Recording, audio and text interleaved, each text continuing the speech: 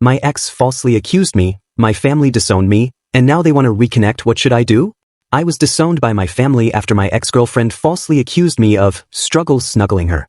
The truth, however, was that she had cheated on me, and when I discovered her infidelity and confronted her, she panicked. To cover her tracks, she spread the lie that I had assaulted her. The police detained me during their investigation, but eventually released me as there was no evidence to support the claim. Despite this, my parents and most of my friends distanced themselves from me, believing the worst. I wasn't even formally proven innocent by a jury, which kept their doubts intact. My best friends secretly supported me during this time, and eventually, feeling like I had nothing left to lose, I decided to run away. No one cared about me anymore. My college barred me from attending classes in person, only sending me work and letting me come in for exams. I moved far away from that town, found an apartment, and started working odd jobs to survive. Over time, I managed to stabilize my life and decided to change my name, something I still don't fully understand, but it helped me feel like I was shedding my past. I returned to university, and though I was still struggling with financial hardships, I managed to finish my teaching degree. Eventually, I moved to the other side of the world to start fresh.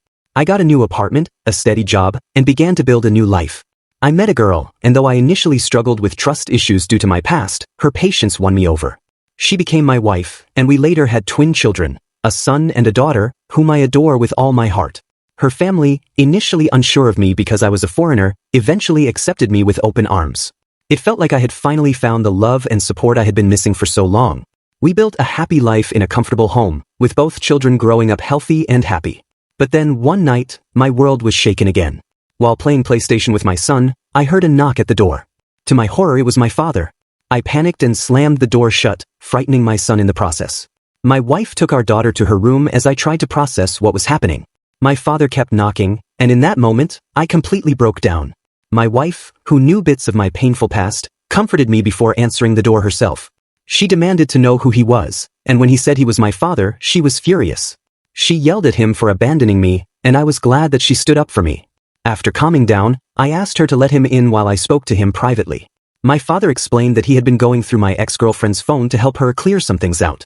In the process, he found a conversation in which she expressed guilt over destroying my life and wished she could undo everything. My father hadn't confronted her directly, but instead started searching for me, believing in my innocence all along. I didn't know how he found me, but at that point, I didn't care. I was just overwhelmed by his presence. I felt torn. Should I turn him away, telling him to go back to our country and leave me alone, or should I reconcile with him after so many years of pain? After much thought, I decided to visit him in his hotel. I told him firmly that I didn't want to reconcile or rekindle our relationship, but that I needed closure. He had tears in his eyes, but he understood. He revealed that he had told my mother the truth about my ex, cutting her off entirely from the family. When I asked why there was still contact between them, he explained that she felt too guilty to let go. I didn't fully believe him, but that explanation gave me some sense of closure. Later, I learned that my mother had tried to contact me, but my father had blocked her attempts. At this point, I didn't trust any of them, especially since they had thrown me out onto the streets without hesitation. My son asked about the visitor, and I told him it was just a colleague. I plan to tell both of my children about my past when they are older, so they can understand and know that I have always been there for them, even when life seemed impossible. A while later, I decided to confront my family face to face. I flew back to my home country to meet with everyone, the ones who abandoned me, including my ex. It was a difficult decision, but I felt I needed to get answers. What shocked me the most during this meeting was that, despite recognizing them, I no longer saw them as family. I had built a new family with my wife and children, and that was the family I now held dear. My mother began to cry and apologize, but I couldn't feel sympathy for her. My father comforted her, and my brother, who had kept his composure throughout, asked how I was doing. I told him to cut the small talk and get to the point. I made it clear that I wasn't seeking reconciliation, but simply wanted closure. I also made it known that if they tried to chase me or contact me again, I wouldn't hesitate to call the police.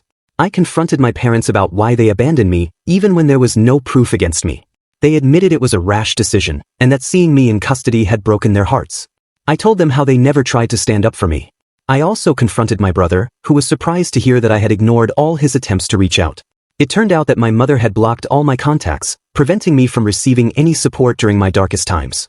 Finally, I turned to my ex. I asked her why she had done what she did. She said she was scared of the consequences and that she had never stopped loving me. She claimed that therapy made her feel increasingly guilty for her actions. She even admitted to not dating anyone in the hopes that I would come back and that an apology would somehow fix everything. But my father had found evidence that she had been seeing other men while I was away, and I knew that everything she said was a lie. She broke down crying and tried to hold my hand, asking for another chance. This was the final straw. I pulled out my phone and showed her photos of my children's milestones, their first days of school, the trips we took, and the life I had built with my wife. I told her that this was what she could have had, what my parents could have had, if they had just listened to me. My visit wasn't just about confronting them, it was about showing them what they had missed out on by turning their backs on me. The visit wasn't entirely negative. I met my old best friend and his family, who were overjoyed to see me and welcomed me back into their lives. They had been my support when the world had turned against me, and I was forever grateful for them. I plan to return to my home country one day to show my children the cultural heritage that's a part of them, but I will never let them near my biological family. As far as I'm concerned, my real family is my wife, her family, and my children.